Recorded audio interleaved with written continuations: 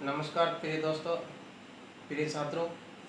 आज अपने बात करें लेसन नंबर 24 जिसका नाम है राजस्थान खनिज व उद्योग। खनिज अपने कर चुके और अब बात करते हैं उद्योगों की। उद्योगों में सबसे पहला बात आती है सूती वस्त्र उद्योग। सूती वस्त्र उद्योग जो है, कुछ कंडीशन होती हैं जो उनके एरिया में ही स्थापित किया जाता है, जहाँ पर कच्चा माल स्थापित होता हो या जलवायु नम जलवायु हो, उन स्थानों पर लागू किए जा सकते हैं, खोले जा सकते हैं। सूती वस्त्र उद्योग राजस्थान का जो प्राचीन उद्योग, भारत का भी प्राचीन उद्योग और राजस्थान का भी प्राचीन उद्योग का ध्यान रखना। राज्य में जो पहली मिल जो खोली गई थी वो ध्यान रखना ब्यावर के अंदर खोली गई थी। कहाँ पर खोली गई थी?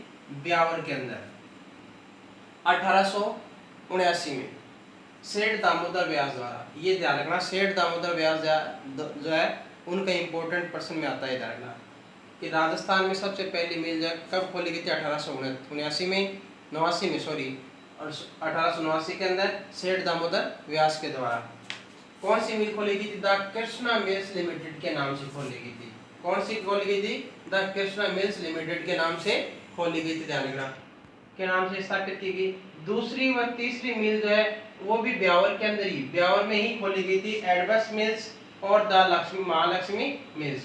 एडवर्ड्स मिल्स और महालक्ष्मी मिल्स भी जो है ये ब्यावर के अंदर स्थापित की गई थी।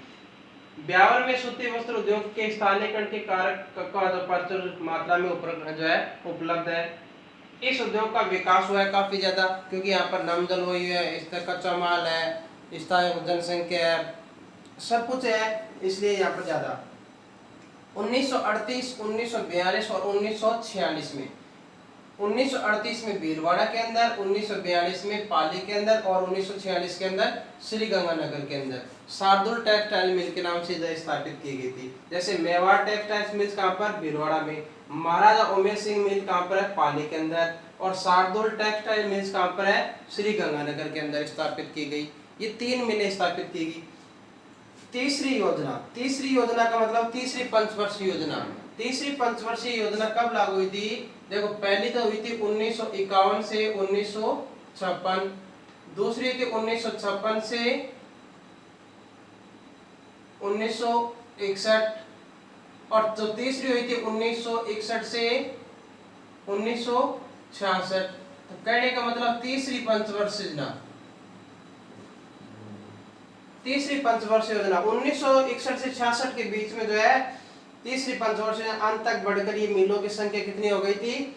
46 हो गई थी।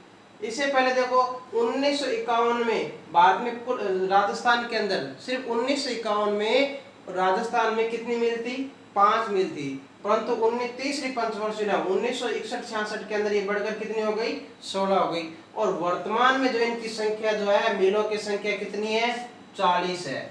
कितनी है?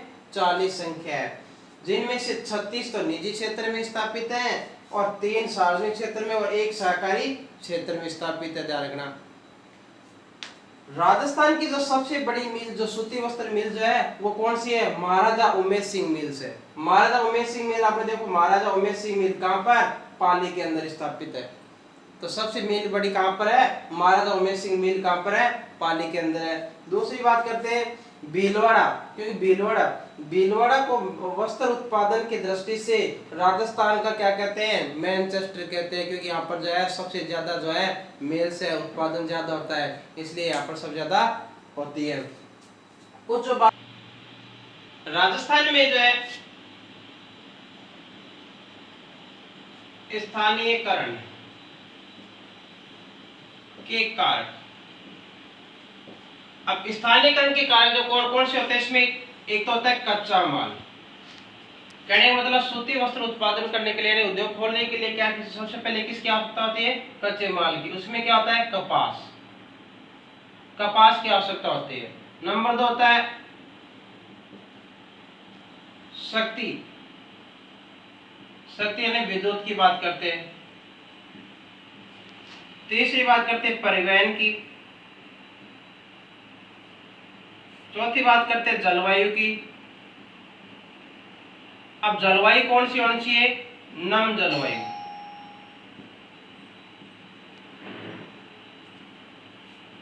पांचवी जो बात करते हैं वो है बाजार छठी बात करते हैं श्रमिक। अब श्रमिक कैसे होने चाहिए? सस्ते होने चाहिए। सस्ते श्रमिक होने चाहिए, ध्यान रखना। तो ये जो है कच्चे माल इनके लिए होने चाहिए। अब राजस्थान के अंदर कहां कहां पर है? राजस्थान में जो है उद्योग, जिले, कहने मतलब कहां कहां पर है? देखो जयपुर के अंदर भी सूती वस्त्र मिल्स है, भीलवाड़ा,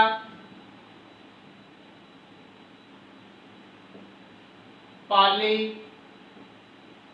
अजमेर, श्री गंगानगर,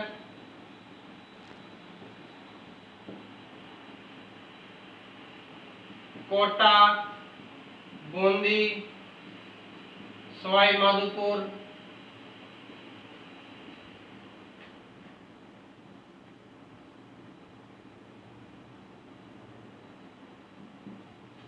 टोंक, इन जो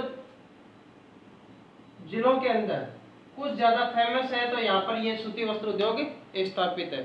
धन्यवाद। अगला टॉपिक कल बात करेंगे।